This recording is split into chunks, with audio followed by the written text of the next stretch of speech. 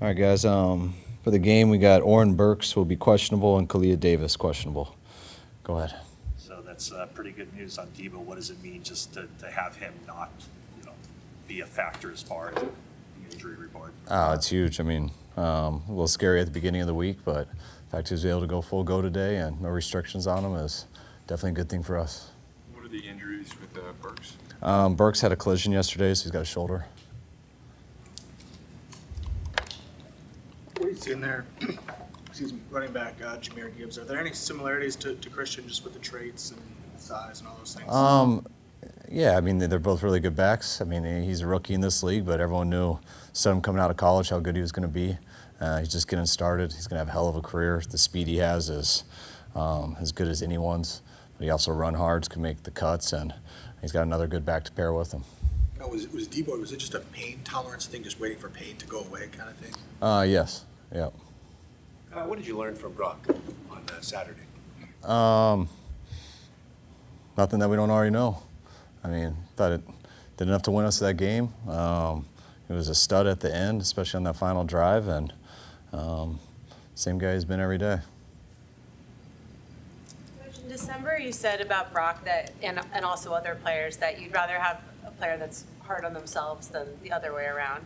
I'm curious, how do you assess yourself? Like, how hard are you on yourself?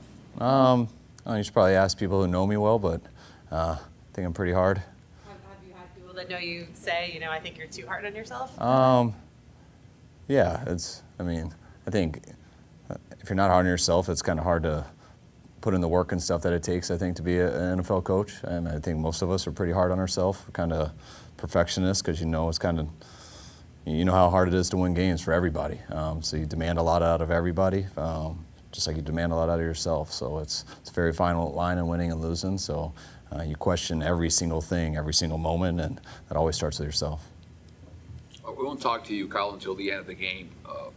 What are the final 48 hours before the game like for you? Usually the final 48 hours are a lot better than the first 48 hours. It gets more relaxing as the week goes. You feel more prepared. You always start out the week stressed out. You pull on tape. There's a lot to absorb in. I think always when you can do the best is you start out a week with a fear to fail. That's always what gets you to work and put in the stuff. And you want that to be natural, that you can make that go away. And usually by the work you put in, the plan you put together, watching the players do it, going through the practice, getting to know another team. Usually by the time you get to this time, which after this we consider kind of our weekend because we get out of here about 3 hours. And it's a lot more relaxing. You catch up on sleep, you get ready for a Saturday night meeting tomorrow, and usually watch a movie Saturday night before you go to bed, and you wake up and it's on. And it's something you've been getting ready for, and you're ready for it by Sunday. Will Debo return kickoffs? I don't know. We haven't thought about that yet. We haven't considered that. Oh, he might. Yeah. Does he have any sort of limitations at all? No, none. Does he risk further, damaging the shoulder if he plays? No. Shoulder bruise? I don't know. I don't ask questions like that. No, not at all. Then I'd have to be lying now. It's real easy for me when I don't know. Given how you said on Wednesday that you were feeling better about potentially his status, were you able to kind of treat the game plan normally, with his involvement? Yeah, you got to always have contingencies, but just talking to him how he felt Monday compared to Saturday. And, he had shoulder stuff earlier in the year and comparing it to then and the difference. And by the time how he felt Wednesday, so, we were real worried right after the game because he couldn't go back in and couldn't finish that, which is always concern. But you get the medical reports and that it is possible. Just depends on the pain tolerance and how it heals. And he had a great practice yesterday, and then by today, he's full go and stuff. So kind of out of sight, out of mind right now. Coach, having gone through this game 3 years in a row, four times in the last 5 years, are there notes you write yourself during the week to remind yourself on game day not to forget, whether it's plays or just a message you want to convey to your team? Yes, but not really based off of previous experiences. That's off of what you think is happening right now. So it's you never stop thinking about the situations from when you know who you're playing to when the game's over. It never stops. Everything's adjusting. That's kind of how a game is. It's how a week is. You never know how a game's going to unfold. You prepare for everything possible, and then that kickoff starts, and you're sitting there with a clear mind ready to react. And And that's why I like when it doesn't rain, so I can make notes on my call sheet and then not get smear. That's my biggest problem with the rain. But yeah, you make notes all the time for yourself. Coach, I wanted to ask you about Alfredo Gutierrez, our Mexican player. Your thoughts on Alfredo, and also Isaac Alarcón, who is coming to the team. What's that? Isaac Alarcón, Yeah. who's coming to the team, and also Alfredo. Just your thoughts. Yeah, well, I love Fredo. It's been awesome. You know, you never know how it's going to be when you get that extra player. But to get a guy of Fredo's size and stuff like that, it's been great to be able to use him and things. I think he's gotten a lot better since he's been here. And he's an awesome dude. Guys love him. For Christmas, he got me a Mexican bottle of tequila with a real scorpion in it. So I thought that was pretty cool. Isaac Alarcón, who is coming to the team. I don't know yet, so I'm looking forward to getting to know him. Non-game question. Raheem Morris, head coach, Falcons. What kind of your thoughts on him getting that opportunity? Oh, it's way past due. Raheem's one of the best coaches I've been with. I got to work with him earlier in my career in Tampa. Always was trying to, when I was young, trying to get my dad to hire him as a D coordinator, and he ended up becoming a head coach so fast. And then I got a chance to work with him in Washington. And then Atlanta, he actually was on defense. He got to come work with me on offense for a year, and was as good of a coach. The fact that he was on defense his whole career and can come be our receiver coach was unbelievable. How cool he was, how good he did. Always tried to get him here every single year. But Raheem's been one of the best, and he's going to a hell of an organization, a good situation with good people, and really happy for Atlanta that they got him, and more than happy for Raheem. What happened with Cleve Farrell? I don't think we had a chance to ask you about that when you put him on IR. You thought at first he might be able to come back? Yeah, we were trying to, and there's always a risk with it. But you got to weigh in those percentages and stuff, and we tried to give him as long to wait as we could before we went through and got a surgery for him. We were thinking, but he wanted to wait at first because everybody wants a chance to can we win this game and him have a chance to be ready in 2 weeks if that happens. But when we just looked into it and all the scenarios, it wasn't the best thing for him, and would have been too much risk and really wasn't worth that risk. So we had to go through the surgery. How would you assess his contributions, and what's he missed in the playoff game? Definitely. Cleve's been awesome this year. I think the way he plays the run, the way he runs to the ball, Cleve's been a very good ad for us on defense, and we really appreciate him. Wish he was still here with us, but I mean, he's still here with us. I still wish he was playing with us, and I know he does too, but the guys love Clee and as a person, but he's been really good for us this year. What's your final message to the team? I'll tell him that tomorrow night, but it won't be anything magical. It won't be anything I mean, our guys are ready for the moment. We'll say a few things tomorrow night, which is always extremely overrated, and we'll get to bed and we'll get up ready to go. All right, guys, thanks.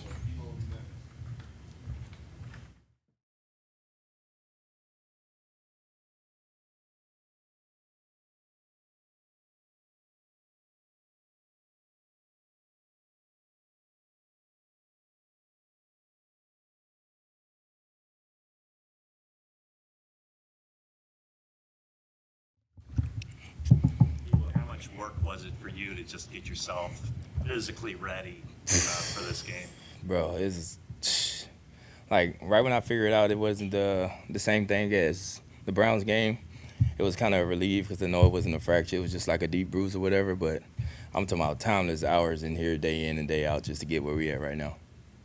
You seem in pretty good spirits all week long. Is that a reflection of your confidence that you probably be Oh, yeah, able for to- sure. I got all the confidence in the world, and, I want to give credit to our physical therapists in there, Ben, Little, and Donahue for, just getting me right where we need to be.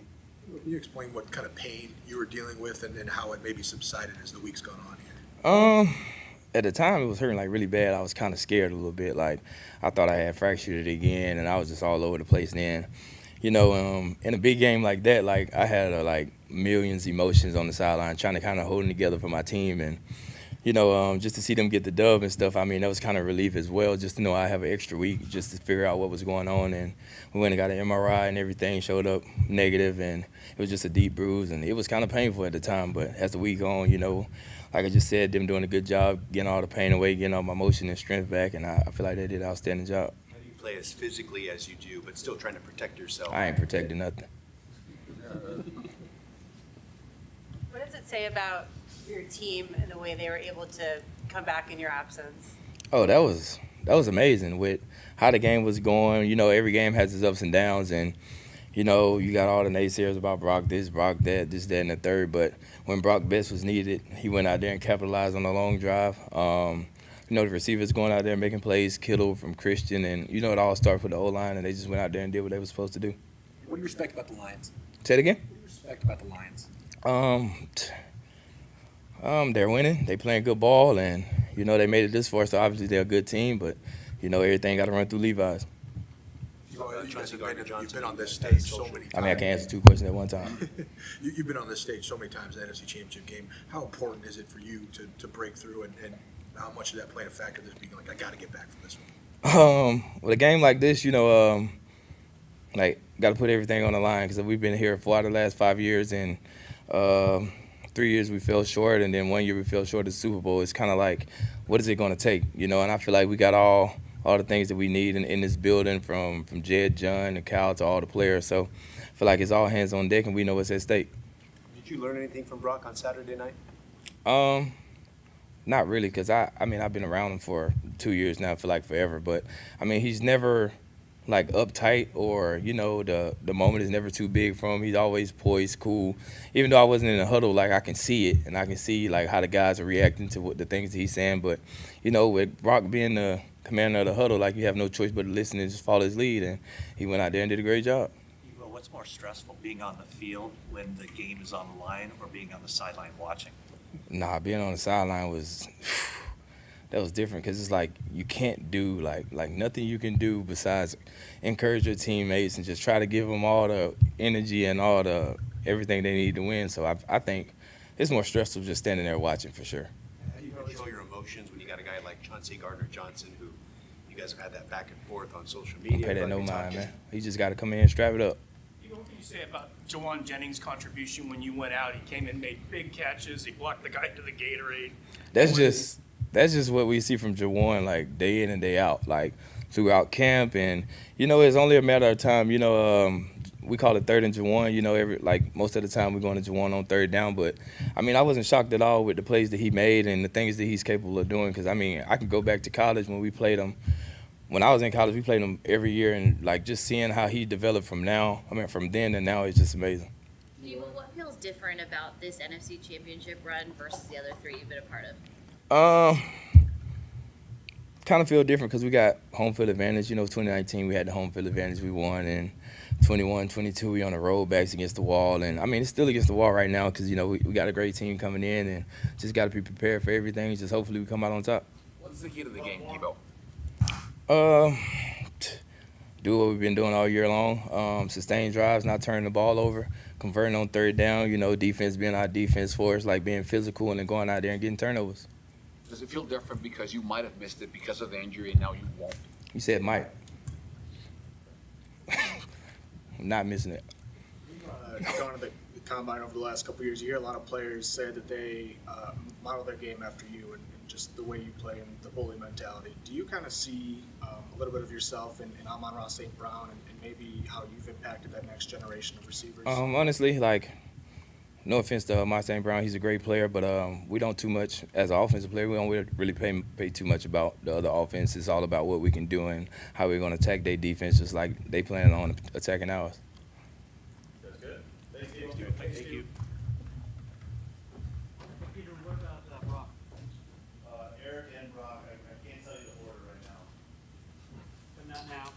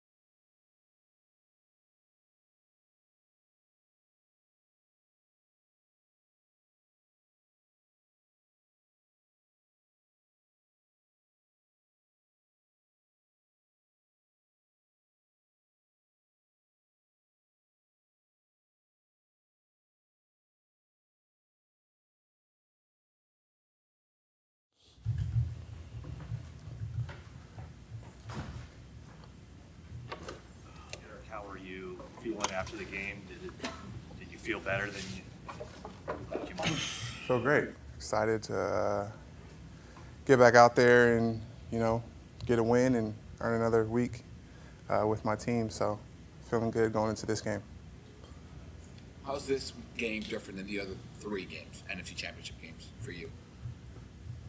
Everything. I mean, it's a new season, new team. Yeah, really don't compare the others. Each season is a new journey, so it's just another step on, our journey for the 2023 season. What do you see from the run game, especially when they use Montgomery, how physical they like? Great at running the ball. They've had a lot of success. They have 2 different styles of backs, which opens up their playbook for them. With Gibbs, they have, a lot of design runs for him. And then also with Montgomery, they have, some different runs for him. He's more of a power back. But they do a great job, and they have a great O-line, and so it's going to be a huge challenge for us.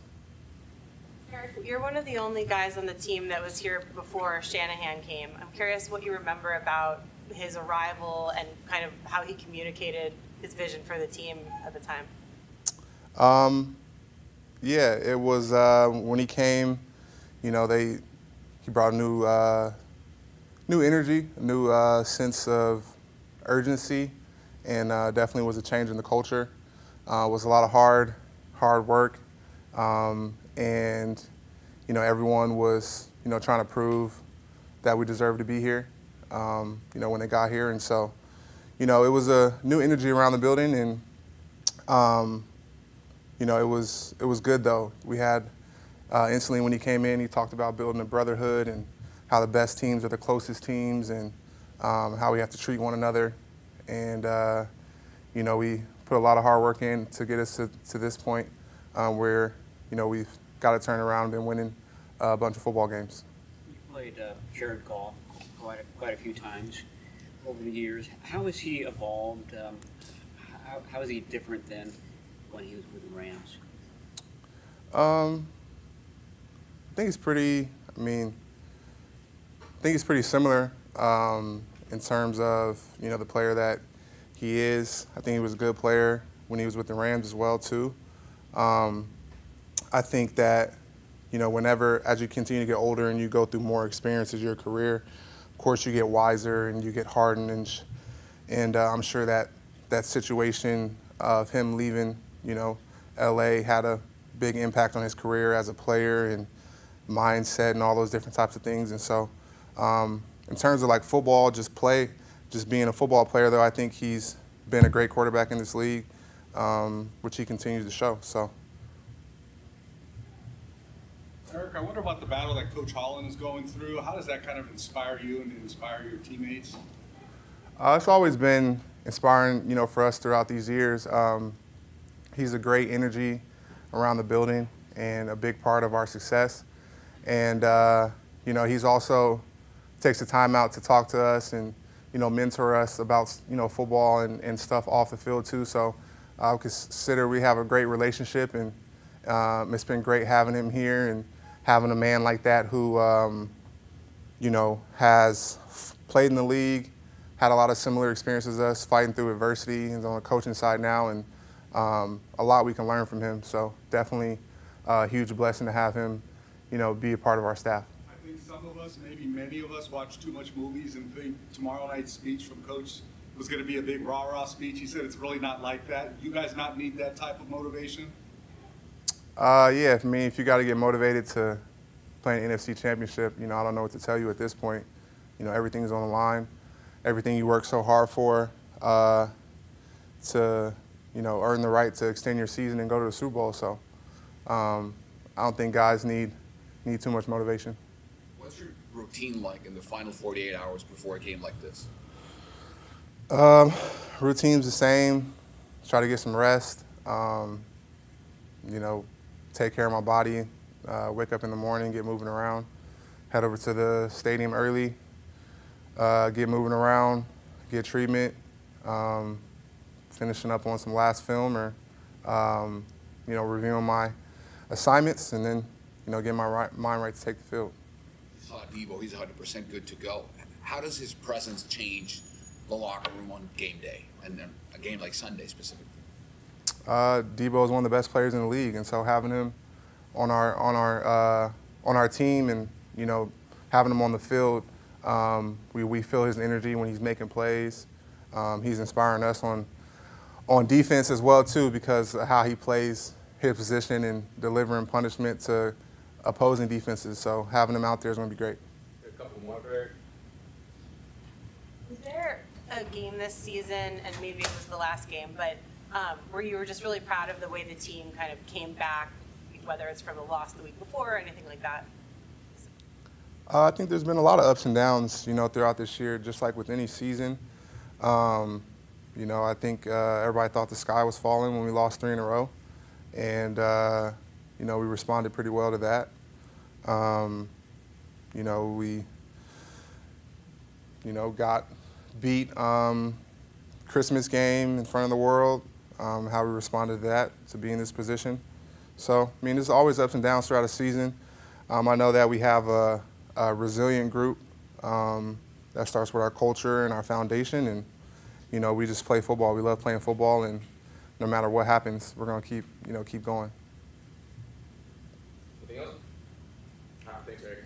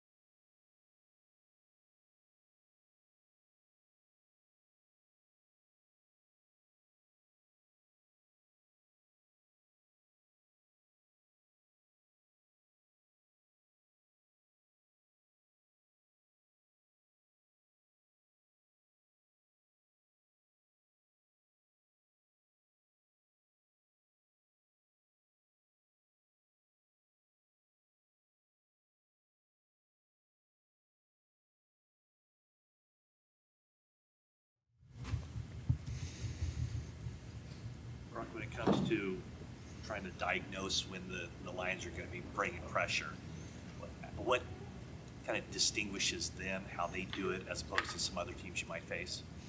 Yeah, they do a good job, I think, of sort of holding it and disguising it.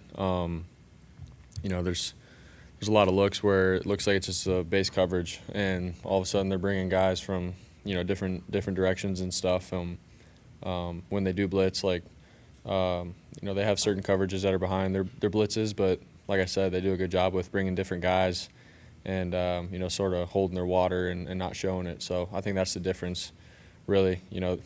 Across the year, other teams will sort of have some tips and clues and stuff, but I think these guys do a pretty good job of, sort of switching it up and making it hard for the quarterback to recognize it. So it'll be a good challenge. Why do you feel you and the offense have done well against the blitz this year?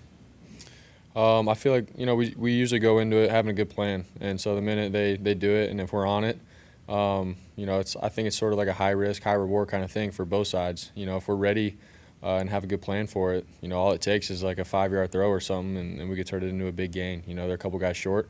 So we've gone into games where, defenses that blitz a lot, we usually have a good plan for it. So, but that's just the receivers and myself, being on top of it. And when they give us those opportunities, we got to be ready for it. And if we're not ready for it, then we can get exposed. So this is your first year as a starter. You led this team to 2 NFC Championship games. You're a finalist for the MVP. What does that tell you about yourself? Man, I've just been taking it one day at a time. Since last year, once I stepped into the role, for me, it's never been about all the hype and the glory and all that kind of stuff. It's been about how can I help this team win. And, I have a really good squad around me, and they've helped me get to where I'm at with my game and helped me get better. And so, here we are, second year in a row in the NFC Championship. Very thankful for it, but obviously we have a bigger goal in mind, and we have to handle business this Sunday. So that's where my mind is at with that. What kind of emotional boost does it give the team that Debo is good to go? Yeah, it's huge for us. Debo's a game changer. He's one of the best in the NFL at what he does. So obviously for him to be able to play, all of us are like, all right, Debo brings some juice and energy, and we got his back. And so obviously seeing him run around at practice and look good, for us, it's like, all right, it's on. So we're excited for him. What kind of emotions or confidence did you get from rewatching the film of the last drive? Yeah, like I said before, the season sort of it's on the line. That was probably our last drive that we were going to have in that game, and so all of us, like when you're watching the film, you could just tell like everyone's on top of their stuff, everyone's detailed in every move, from the O-line and their pass sets to the receivers running to their landmarks and getting to where they need to be, and then obviously making smart decisions and not forcing anything. So you could just tell there was a lot on the line, and I think we played our best ball in that moment. So it was encouraging watching for all of us, and just got to keep building and carry that into this game. Rob, how did you talked about on Wednesday, maybe not getting to the checkdowns the way you wanted to early in that game, and then in that last drive you did. What caused that kind of realization, or for you to actually execute that? Yeah, I feel like, there's times in the game where it's like you're aggressive and you can think that there's a window there and make a play, where in that moment it was, okay, obviously every decision is on the line here. So obviously just go through what the coaches have taught all the quarterbacks and be smart. Not that you're going to be timid and conservative, but if the defense isn't, running what we're looking for, then, obviously take the check down. And I feel like during the game it was like, sort of looking for a big play periodically. So definitely was playing with some conviction on that last drive, and I think it obviously went well if I had that same mindset. So something that I looked at in the film and learned from it. So it was good. Did you learn anything about yourself on that last drive, or self-correcting in the game like that? I think just obviously in that moment, it's everyone makes it a big deal, like, okay, this could be it. But for me, it was like, man, it's football. It's 11 on 11. I got dudes around me that are really good. They're going to do their job well. I got to do my job, and let's go execute, put a drive together. So keeping it simple in a sense is what I took away from it. What do the next 48 hours look like for you? The same as really this whole year, just in terms of going through my process on a Friday night, Saturday morning, come here for a walkthrough Saturday, and continue to study the plays and everything. But at the same time, keep it simple. All year I've had a process in how I handle my stuff and how I get ready for a game, and I try not to overcomplicate things, and so you know, other than that, you know, I'm gonna just go into this game just like I have all year. So I'm excited for it. Superstitious at all? Do you eat the same food every Friday or anything like that? I have a routine, but I wouldn't say I'm suspicious. So, yeah. Hearing you talk about like making those decisions in the moment, you could kind of say the same about the play calling and like what that is like. Do you ever talk with Coach about that, the similarities between him calling plays and making those decisions and, you know, trying to stay prepared, you know, use his preparation? Do you talk about like that, the similarities between coaching and quarterbacking in that way at all? Yeah. You know, I think throughout the week he does a really good job with just explaining why he's calling plays, what we're trying to attack, you know, sort of, you know, how we feel about plays. He always asks us like how we're feeling about it and if we're confident in running it. So he does a good job with that. And then honestly, when he asks me like what I'm thinking in certain situations and stuff, I tell him, and I tell him exactly what I was thinking in the game and moving forward, you know, how I'm feeling about stuff. So we're on the same page a lot of the times about a lot of things. And you know, for him, like he does a good job, like I said, with, you know, making sure that we're all comfortable with running what he's calling, all of us, not just the quarterbacks, but players in general. So we all want to play for him. He does a great job with staying on the same level as us and explaining what we're attacking and what we're trying to do. So he's done a good job with that. I think he's one of the best in the league at doing it, and we've seen it for a while. So. How much do you think your experience in college, playing 4 years and some big games on the road, and being asked to carry an offense, prepared you for coming into this and playing in games and circumstances like this?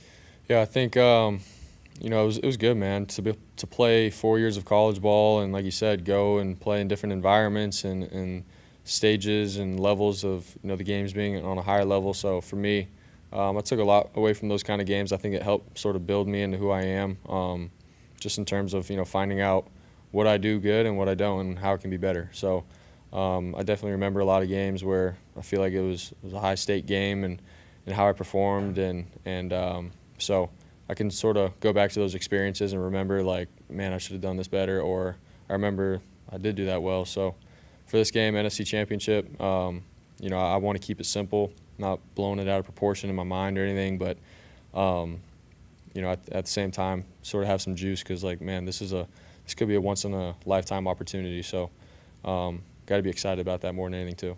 Can you feel or do you know how much confidence your teammates have in you? Yeah, I mean, I feel like all year, you know, they've been the same guys in the locker room. They've believed in me since I've stepped in, since last year.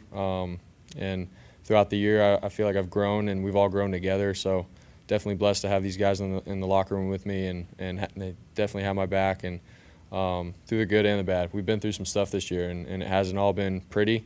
There's been some good times, there's been some tough times, but through it all, man, these guys have continued to have my back and show love, and you know, we go to war together. So very thankful for them. What do you remember from David Montgomery back in college, and did you give any input to the defense at all about what kind of guy he is?